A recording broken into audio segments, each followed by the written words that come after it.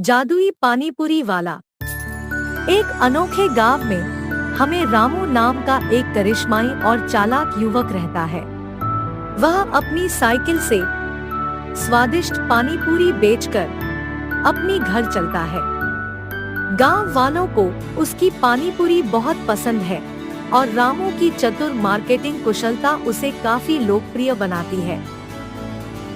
रामू ने कहा, आओ स्वादिष्ट और जादुई पानीपुरी खाओ, आपकी जीभ को मजा आ जाएगा। रामू भाई, तुम्हारी पानीपुरी है ही इतनी मजेदार, मैं तो रोज खाने आता हूँ। हाँ, सच्ची में यहाँ की पानीपुरी कोई और नहीं बना सकता। जैसे जैसे दिन बीतते हैं, ग्रामीणों का रामू की पानीपुरी से आकर्षण कम होने लगता है। व्यवसाय धीमा हो जाता है और रामू अधिक ग्राहकों को आकर्षित करने के लिए नए विचारों पर विचार करना शुरू कर देता है। रामू पानीपुरी की नई किस्मों के साथ प्रयोग करते हैं, जैसे उन्हें स्वादयुक्त शीतल पेय से भरना और उन्हें अद्वितीय बनाने के लिए दही मिलाना। वह बड़ी चतुराई से गांव की गर्भवती महिलाओं को समझाता है कि दही पानीपुरी खाने से उनके बच्चे पैदा होंगे और ठंडा पेय पानीपुरी उन्हें लड़कियों को जन्म देगा।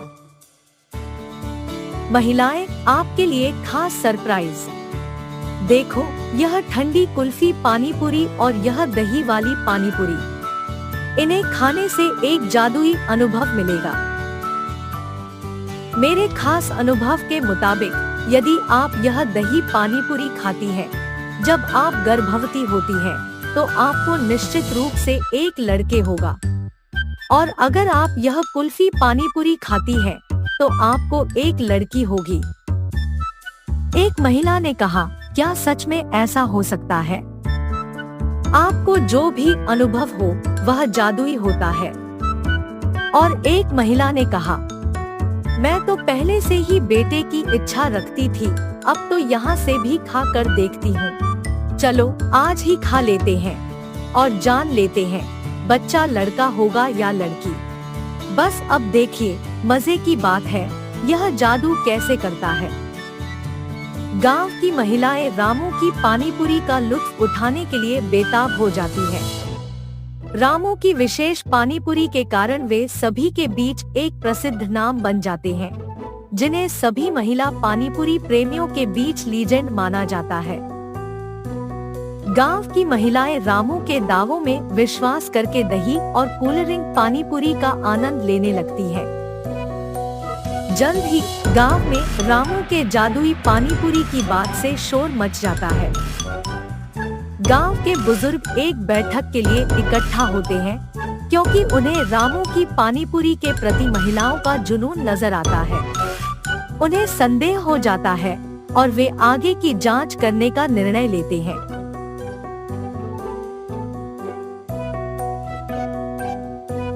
ये सब तो बस चाल है। रामू ने हमें धोखा दिया है और हमें अपने नए पानीपुरी विकल्पों से बेवकूफ बना दिया है। हम रामू की परीक्षा करने का निर्णय करेंगे। उसे सच्चाई और ईमानदारी की पहचान होगी। हम थक गए हैं, रामू हमें धोखा दे रहा है। हमें उसको गांव से निकालना चाहिए। अभी हमें विचार करने का समय है। हमें ध्यान रखना चाहिए कि हम उसे भविष्य में धोखा न दें और उसकी इस गलती से सीख लेना चाहिए। रामू के धोखेबाज कार्यों पर चर्चा करने के लिए ग्रामीण एक बैठक के लिए इकट्ठा होते हैं। वे उसका सामना करते हैं और एहसास के एक क्षण में रामू अपनी गलतियों को स्वीकार करता है और माफी मांगता है। गांव वाले रामू को क्षमा करते हैं, समझते हैं कि लालसा ने उसे भटका दिया था। उन्हें उनकी ईमानदारी का सम्मान है और उन्हें अनुमति देते हैं कि वह अब सच्चाई और ईमानदारी के साथ पानीपुरी बेचे। बेलापुर नामक एक सुंदर गांव में विराज और हितेश नामक दो आदमी अगल बगल घरों में रहते थे। विराज उसकी पत्नी गीता के साथ एक छोटे घर में रहता था और उसी घर में पशुओं का पालन करने के कारण उसके पास बहुत सारा दही रह जाता था और इसी कारण वो उसके घर के सामने एक छोटा सा पानी पूरी का दुकान लगा के वहीं पे दही पूरी भी बेचता था। विराज का पड़ोसन हितेश उस गांव में सबसे ज्यादा अमीर था। इसी कारण वो गांव में सबसे बड़े घर में रहता था और कोई काम नहीं करता था। उसे बहुत गर्व भी था और सबसे बहुत अकड़ में बात करता था। एक दिन दोपहर के समय में विराज दही पूरी बेच रहा था। दही पूरी विशिष्ट रूप में बनाया हुआ नए तरीके का दही पूरी। आइए बाबू आइए, जल्दी आइए, एक प्लेट का सिर्फ 10 रुपए। आइए बाबू आइए। उसके ऐसे जोर जोर से चिल्लाने के कारण उस तरफ से गुजर रहे हर एक आदमी उसकी चीखें सुनकर उसके दुकान आके दही पूरी खाते हैं। लेकिन उसी समय उसके बगल वाले घर में सो रहे हितेश को विराज की आवाज सुनकर डर के मारे अचानक जाग उठता है। हाँ, इस आदमी की आवाज के वजह से मेरी अच्छी खासी नींद खुल गई। अगर आइंदा ऐसा नहीं होना है तो मुझे अभी जाकर इसे बता देना होगा। ये फैसला करके हितेश गुस्से में विराज के पास जाता है। अरे, ये तो सारे गांव में सबसे अमीर है। ये मेरे पास आ रहे हैं तो लगता है कि मेरे पास मौजूद सारे दही पूरी खत्म हो जाएंगे। विराज ऐसे सोचकर खुश होता है जब हितेश उसके दुकान आता है। अरे रे हितेश साहब, बोलिए ना, कितने दही पूरी बनाऊं मैं? विराज, मैं इधर दही पूरी खाने नहीं आया। तुम्हारी ये चीखें मुझे बहुत तंग कर रही है। हर रोज तुम दही पूरी करके चिल्लाकर मेरा चैन खराब कर रहे हो। तुम्हें पता है कि मैं किसी भी चीज का काबिल हूँ। अगर अगली बार ये चीखें मैंने सुना तो तुम्हारा घर और ये दुकान यहाँ नहीं रहेगा, समझे? साहब, मेरे चिल्लाने के कारण ही जा रहे लोग, आजू बाजू के लोग सारे यहाँ आके खा रहे हैं, वरना उनको पता भी नहीं चलेगा कि मैं दही पूरी बेच भी रहा हूँ। अगर नहीं चिल्लाऊंगा तो धंधा कैसे चलेगा साहब? इसलिए मुझे माफ कीजिए, पर मैं ऐसे नहीं कर पाऊंगा। तो फिर तुम एक काम करो, तुम्हारा ये घर मुझे दे दो, यानी तुम इसे मेरे नाम पे कर दो। मैं तुम्हें यहाँ से बहुत दूर एक बड़ा घर दूंगा, वहाँ तुम यही दुकान चला सकते हो। मुझे माफ कीजिए साहब, ये घर दिखने में छोटा ही क्यों ना हो, ये मेरे पापा का है। सालों से ये हमें जायदाद में मिल रहा है। इसे छोड़कर मैं नहीं जा पाऊंगा। आपके इन दोनों कामों को मैं नहीं कर पाऊंगा, मुझे माफ कीजिए। और वैसे भी यहाँ के और कोई पड़ोसी अब तक मुझे ये नहीं बोले कि मेरी चीखें उन्हें तंग कर रहे हैं। सिर्फ आप ही ऐसे कह रहे हो। मतलब तुम मुझे सवाल कर रहे हो? तुम्हारी इतनी जुर्रत? मुझे ना करने के लिए और मुझे सवाल करने के लिए तुम भुगतोगे। देख लेना, मैं ऐसा कुछ करूंगा कि तुम खुद यहाँ से तुम्हारा दुकान खाली करके चले जाओगे। ये कह के हितेश वहाँ से गुस्से में निकल जाता है। अपने आप उसे भगाना होगा, पर कैसे जाएगा? क्या करूं? हाँ, ये सही है। मैं उसके दुकान के एकदम आगे एक और बड़ा दुकान लगाऊंगा। उसमें मैं एक ऐसे आदमी को लगाऊंगा जो दही पूरी विराट से भी अच्छा बनाए, और वो दही पूरी विराट से भी कम दाम में बेचेगा। ऐसे विराट को छोड़कर सारे लोग मेरे ही दुकान आएंगे। इसी कारण विराट दुकान छोड़कर चले जाएगा। ये फैसला करके वो दूसरे ही दिन विराज के दुकान के ठीक सामने एक बड़ा सा दुकान लगाता है। उसमें एक बहुत अच्छा दही पूरी बनाने वाला और वहाँ के ग्राहकों को बैठने के लिए कुर्सियों की इंतजाम भी करता है। और उस दही पूरी का दाम भी विराज से कम ही होता है।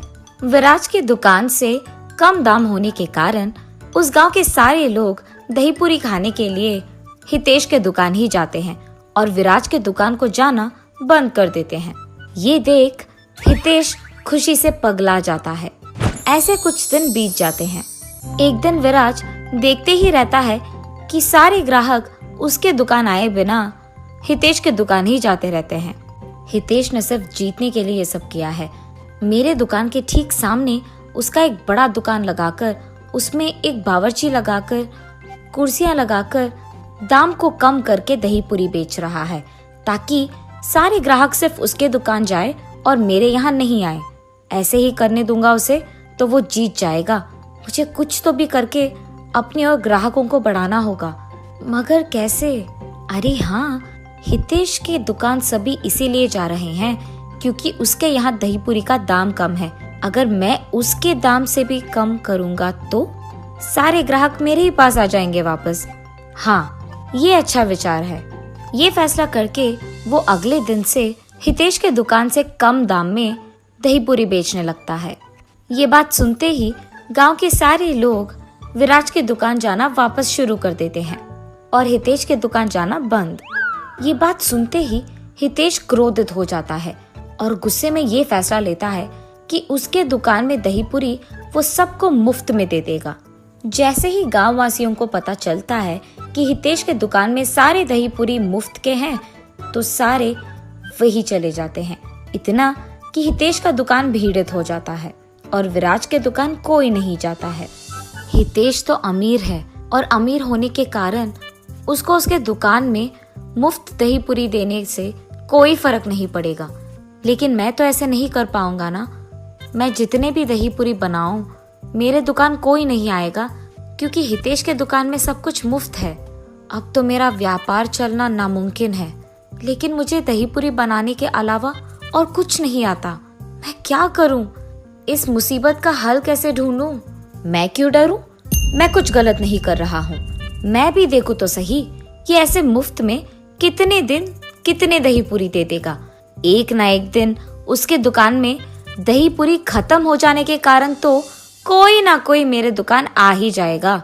इसलिए मैं दही पूरी बेचना बंद नहीं करूंगा। हर रोज मैं अपना दुकान खुला ही रखूंगा। एक ना एक दिन तो लोग आएंगे ही। तब से वो ठान के हर रोज कम मात्रा में दही पूरी बनाने लगता है। ऐसे कुछ दिन बीत जाते हैं। इस दुकान का मालिक एक बहुत अमीर आदमी होने के कारण वो सबको मुफ्त में खिला रहा है और ये सब वो उसके पड़ोसी को हराने के लिए कर रहा है। लेकिन मुफ्त में खाना देने के कारण यहाँ बहुत भीड़ित रह रहा है। बहुत सारे लोग आ रहे हैं। ऐसे ही चलता रहा तो एक ना एक दिन उसका सारा जायदाद, सारे पैसे सिर्फ सबको मुफ्त दही पूरी देने में खत्म हो जाएंगे और उसे पता भी नहीं चलेगा। और इतना ही नहीं, रात के समय में तो मालिक दुकान में रहता ही नहीं है तो उसे पता भी नहीं चलेगा कि मैं कितनी दही पूरी को बेच रहा हूँ। तो मैं आज से एक काम करूँगा, इसको यही कहूँगा कि मुझे सामग्री लेने के लिए पैसे चाहिए। मैं कम मात्रा में सामग्री लेकर बाकी पैसों को अपने पास रख लूँगा। यही अच्छा वक्त है, उसे पता भी नहीं चलेगा। इसी बहाने मैं कम से कम पैसों का बचत करूँगा। उसके विचार के मुताबिक ही वो अगले दिन से हितेश को झूठ बोलता था और सामग्री के लिए ज्यादा पैसे लेता था। वो कम पैसों में सामग्री खरीदकर बाकी पैसे उसके पास रख लेता था। ऐसे ही चलने के कारण एक दिन कम मात्रा में सामग्री लाने के कारण बहुत जल्दी दही पूरी खत्म हो जाते हैं और इसीलिए जो भी हितेश के दुकान आता है बावर्ची यही कहता है कि दही पूरी आज के लिए खत्म हो गए हैं। जब ग्राहकों को ये बात पता चलता है वो निराश होकर हितेश के दुकान से बाहर निकलते हैं और ये सब विराज देखता है। उसे किसी की बातें भी सुनाई देते हैं कि हितेश के दुकान में दही पूरी खत्म हो गया है। इसी मौका को देख विराज एकदम से चिल्लाने लगता है, दही पूरी, ताजा ताजा दही पूरी, आइए बाबू आइए। ठीक तभी विराज की चीखें सुनकर वहां से जा रहे ग्राहक मुड़कर उसके दुकान आके दही पूरी को खरीद के खाते हैं। ये देख विराज बहुत खुश होता है। भगवान करे कि कल भी ग्राहक ऐसे ही मेरे दुकान आके खाए। मन में ऐसे सोचकर विराज उस दिन दुकान बंद करके खुशी खुशी उसके घर जाता है। अगले दिन भी ऐसे ही हितेश के दुकान में वापस पानी पूरी खत्म हो जाने के कारण सभी विराज के दुकान में ही दही पूरी खाने आते हैं। ऐसे ही कुछ दिन बीत जाते हैं। एक दिन विराज सुबह के समय में जब दही पूरी बनाने के काम में व्यस्त था, उसके एकदम सामने वो ये देखता है कि हितेश के दुकान में काम करने वाला बावर्ची उससे बहुत सारे पैसे लेता है। अरे, ये आदमी हितेश से इतने सारे पैसे क्यों ले रहा है? अगर सारे गांव को भी दही पूरी मुफ्त में खिलाना हो तो इतने सारे पैसे तो नहीं लगेंगे। दाल में कुछ तो काला है। ऐसे विराज सोचने ही लगता है कि इतने में हितेश के बावर्ची को वो पैसे लेकर कहीं जाते हुए विराज देखता है। इस समय में मेरे दुकान तो वैसे भी कोई नहीं आएगा, मैं इसका पीछा करके ये तो देख लूं कि ये इतने पैसों से कर क्या रहा है। ये फैसला करके वो उस आदमी का पीछा करने लगता है। हितेश का बावर्ची सामग्री खरीदने के लिए एक दुकान जाता है। वहां सिर्फ कुछ ही पैसे खर्च करके बाकी सारे उस सामग्री के साथ उसके घर ले जाता है। घर पहुंचते ही सामग्रियों को बगल में रख के उसके बचत के पैसों को बाकी पैसों से मिलाकर उसकी गिनती करने लगता है। ये सब विराज उसके घर की खिड़की से देखता है। अरे, ये आदमी तो हितेश को धोखा देकर उससे पैसे चुरा रहा है। उससे बहुत सारे पैसे लेकर कम पैसों में सामग्री खरीदकर बाकी पैसों को ये बचत कर रहा है। इसी कारण कुछ दिनों से हितेश के दुकान में दही पूरी जल्दी खत्म हो जा रहा है, जिसके कारण सारे ग्राहक मेरे दुकान आ रहे हैं। मुझे तुरंत इस बात हितेश को बता देना होगा। उसके बाद विराज हितेश के पास जाकर उसे सब सच बताकर उसे उसके साथ ले जाकर उसके बावर्ची का सच्चा रूप दिखाई देता है। वहाँ पैसे गिनते हुए उसके बावर्ची को देख हितेश चौंक जाता है। तुम्हारे पास इतने सारे पैसे कहाँ से आए? तुमने जो कुछ भी करा, मुझे विराज ने सब कुछ बता दिया। तुमने सोचा कि तुम मुझे धोखा दोगे और बच जाओगे? सब सच बताओ, वरना मैं तुम्हें इस गांव में रहने लायक ही नहीं छोड़ूंगा। मुझे माफ कीजिए भाई साहब, मैंने गलती कर दिया। मैंने आपको सामग्री के लिए बहुत सारे पैसे देने के लिए कह दिया और उसमें सामग्री कुछ ही खरीद कर बाकी में रख लेता था। ऐसे ही ये पैसे आए साहब, मैंने और कुछ नहीं किया साहब, मुझे माफ कर दीजिए। आप आपके पैसे ले लीजिए साहब। पहली बार गलती है, इसीलिए माफ कर रहा हूँ। तुम मुझे मेरे पैसे दे दो और कल से दुकान आने की कोई जरूरत नहीं है। ऐसे कहने के कारण वो आदमी हितेश को पैसे देकर वहाँ से चले जाता है। विराज, मुझे गर्व था कि मैं अमीर हूँ और इस गांव में सबसे बड़ा घर मेरा ही है। इसी कारण मुझे बहुत गर्व था और मैं बहुत अकड़ से सबसे बात कर रहा था। सिर्फ तुम्हें हराने के बहाने मैंने न जाने क्या क्या नहीं किया। एक बड़ा दुकान लगाया, उसमें मुफ्त का खाना दिया। इतना सब कुछ करने के बावजूद तुमने मेरी मदद करने से पहले एक भी बार नहीं सोचा। जैसे ही तुम्हें पता चला कि मुझे कोई धोखा दे रहा है, तुमने मुझे तुरंत बता दिया। मैंने तुम्हारे बारे में बहुत गलत समझा, मुझे माफ कर दो और आइंदा मैं ऐसे गर्व में बात नहीं करूंगा और अकड़ में नहीं रहूंगा। मैं तुम्हारे व्यापार के लिए भी अब मुसीबत नहीं बनूंगा। आज से हम दोनों दोस्त बन के रहेंगे।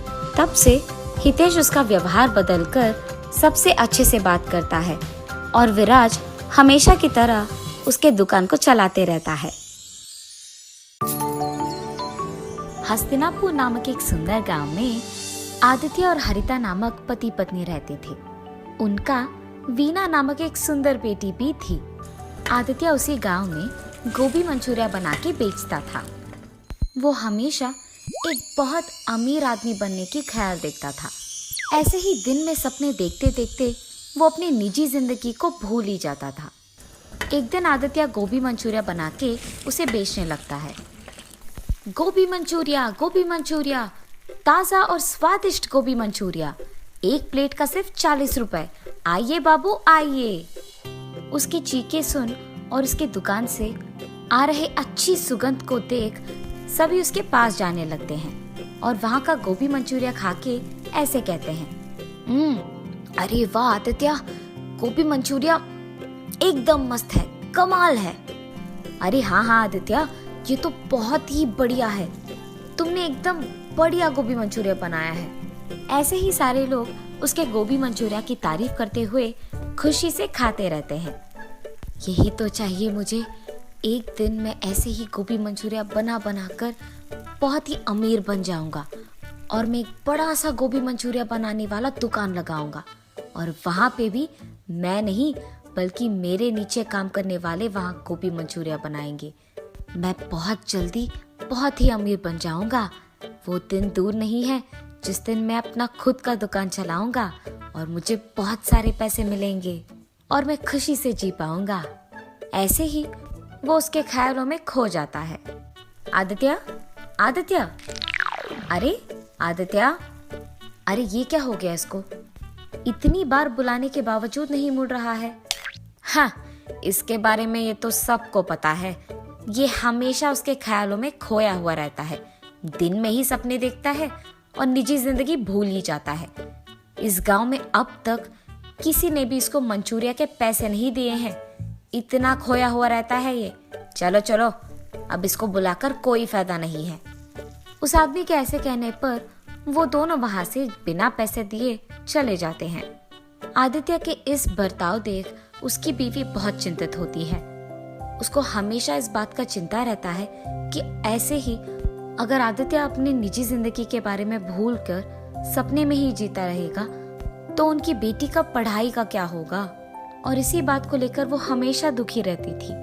हर रोज अपने बेटी के बारे में और अपने पति के बारे में ऐसा सोच सोच कर चिंतित होने से कोई फायदा नहीं है। मुझे अब खुद ही कुछ करना होगा। मैं देखते देखते अपनी बेटी का जिंदगी खराब नहीं कर सकती, इसीलिए मैं खुद से पैसे कमाऊंगी। कोई भी काम करके मैं पैसे कमाकर अपनी बेटी को पढ़ाऊंगी। अरे हाँ, मेरे पिताजी तो उनके खेत में गोभी उगाते हैं ना, मैं भी उनकी सहायता करूंगी और ऐसे ही मैं पैसे भी कमा सकती हूँ। तो चलो, मैं गोभी उगाकर आए हुए पैसों से अपनी बेटी को पढ़ाऊंगी। और उसके फैसले के मुताबिक ही हरिता उसके पिताजी के खेत में गोभी उगाते हुए उनकी मदद करते हुए आए हुए पैसों से उसकी बेटी को पढ़ाती है। ऐसे बहुत दिन बीत जाते हैं। एक दिन जब आदित्य उसके दुकान में गोभी मंचूरिया बना रहा था तो उसे एक आदमी उसके कार में उसके आगे से निकलते हुए दिख जाता है। उसे देख वो अपने आप में सोचता है, मुझे जल्द से जल्द इस गांव में सबसे अमीर बन जाना होगा और उसके बाद मैं सबसे बड़ा कार खरीदूंगा और ऐसे ही सारा दिन उस गाड़ी में घूमता ही रहूंगा। ऐसे ही ख्यालों में खोए हुए वो दिन में सपना देखने लगता है कि वो उस गाड़ी में बैठा है और पूरा गांव सैर कर रहा है।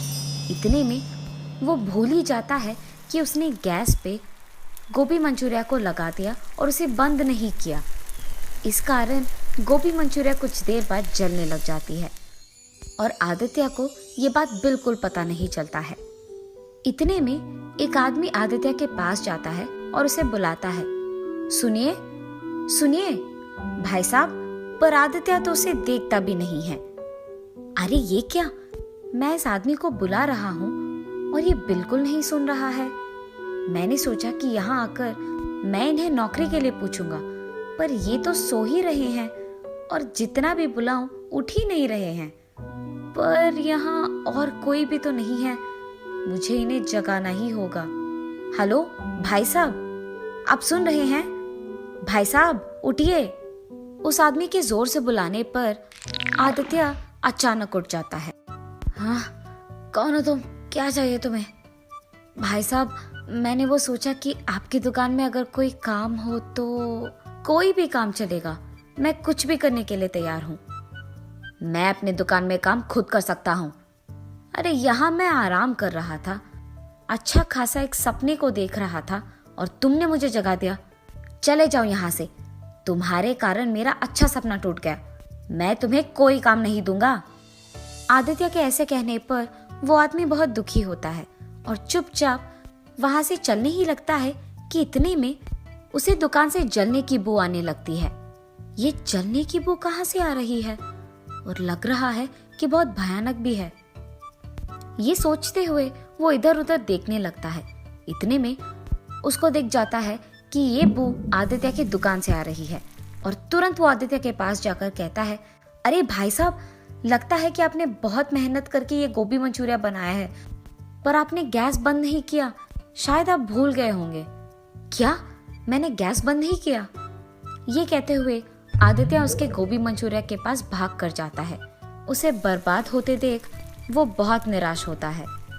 मैंने इस आदमी पे चिल्लाया है और इसने फिर भी मेरा भला ही चाहा है। लगता है कि ये आदमी बहुत अच्छा है और नेक इंसान है। इसे अगर मैं काम पे लगा लूंगा तो दोबारा जलने से बचाएगा मेरे गोभी मंचूरिया को, और उसके सिवाय अगर मैं कभी अपने ख्यालों में खो भी गया तो ये मुझे संभाल लेगा। यही बेहतर है कि ये मेरे पास काम करे। सुनो, तुम्हारा नाम क्या है? जी किरण। ठीक है किरण, तुम्हें कहीं जाने की जरूरत नहीं है, तुम मेरे यहाँ काम करोगे। कल से आ जाना, मैं मंचूरिया बनाऊंगा और तुम उसे जाकर अपने ग्राहक को दे दोगे, ठीक है? जी साहब, मैं कल से आ जाऊंगा काम पे।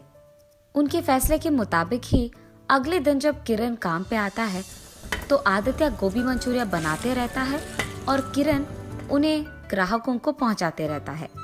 पर हर रोज की तरह उस दिन भी आदित्य उसके ख्यालों में खोए रहता है और पैसे लेना भूल जाता है।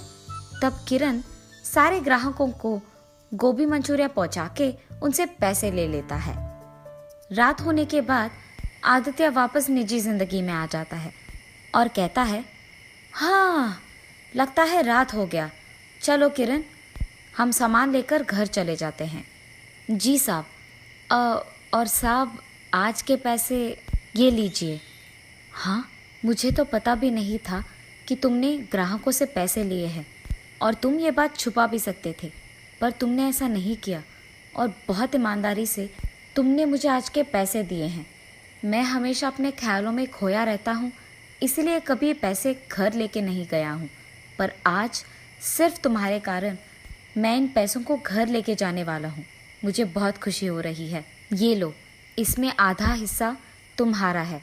ऐसे कहकर किरण को उसका हिस्सा देकर खुशी खुशी वो पैसे उसके घर लेके जाता है। घर जाते ही, ये लो हरिता, आज के पैसे। क्या आप पैसे लेकर आए? मैंने तो सोचा ये दिन कभी नहीं आएगा जी, मुझे आज बहुत खुशी हो रही है। हरिता के ऐसे कहने पर आदित्य उसे किरण के बारे में सब कुछ बताता है। भगवान का लाख लाख शुक्र है कि आपको काम में मदद करने के लिए एक ईमानदार और नेक इंसान मिल गया। चाहे कुछ भी हो जाए, उसे काम से कभी ना निकालिए जी, ठीक है? हाँ हरिता, कभी नहीं निकालूंगा। ऐसे ही कुछ दिन बीत जाते हैं। एक दिन काम खत्म हो जाने के बाद जब आदित्य पैसे लेकर घर लौटता है, वहाँ हरिता को दुखी देख, अरे क्या हुआ हरिता, तुम इतनी दुखी क्यों हो?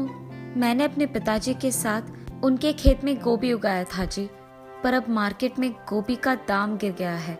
इसी कारण गोभी बेचने पर मुझे ज्यादा पैसे नहीं मिलेंगे और तो और मेरे निवेश के पैसों में एक भी हिस्सा मुझे लौटकर वापस नहीं आएगा।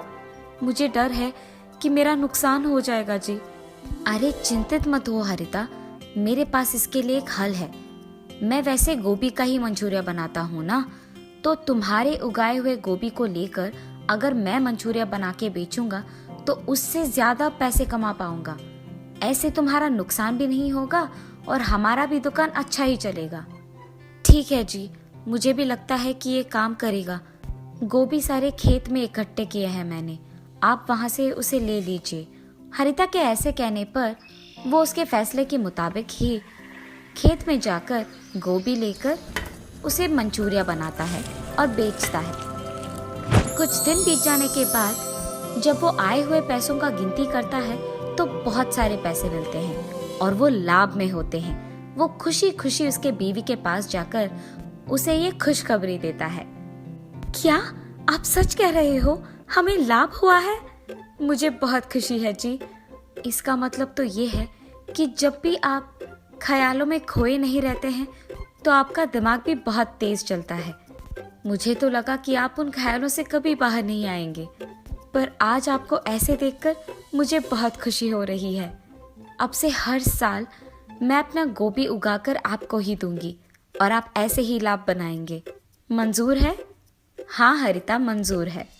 उसके बाद आए हुए पैसों में कुछ हिस्सा आदित्य किरण को देता है और बाकी के वो अपने दुकान में निवेश के रूप में लगाता है। आदित्य जल्द ही उसका अपना दुकान लगाकर उसमें किरण के साथ गोभी मंचूरिया बना के उसे बेचने लगता है। स्वादिष्ट गोभी मंचूरिया बनाने के कारण सारे ग्राहक उसके पास ही आते हैं और बहुत ही जल्द आदित्य बहुत अमीर बन जाता है और एक बड़ा सा गाड़ी और घर खरीद के वो उसके ख्यालों को सच में बदल देता है और खुशी से जीने लगता है। किरण, आज मैं अमीर हूँ, मेरे पास गाड़ी है, बंगला है और मैं खुश हूँ। ये सब सिर्फ तुम्हारे कारण हुआ है। अगर तुम मेरे पास भरोसे के साथ काम नहीं करते और ऐसे ईमानदार और नेक नहीं होते तो शायद मैं अपने ख्यालों को सच में कभी नहीं बदल पाता। मैं तुम्हारा एहसान कभी नहीं भूल पाऊंगा। अरे साहब, आप ये क्या कह रहे हो? आपने अगर उस दिन मुझे नौकरी का ये एक मौका नहीं दिया होता तो मैं भी आपके साथ इतना ऊंचा नहीं आता और इतना मेरा जिंदगी नहीं बदल पाता। आज मेरी इस खुशी का कारण आप हैं। मुझे आपको धन्यवाद कहना चाहिए उस एक मौके के लिए। आदित्य को जल्द ही उसके गलती का एहसास होता है। ख्यालों में खोकर निजी जिंदगी को भूलना अच्छा नहीं है। ये जानकर वो तब से दिन में सपने देखना छोड़ देता है। किरण और आदित्य दोनों साथ में काम करते हुए हमेशा की तरह खुश रहते हैं।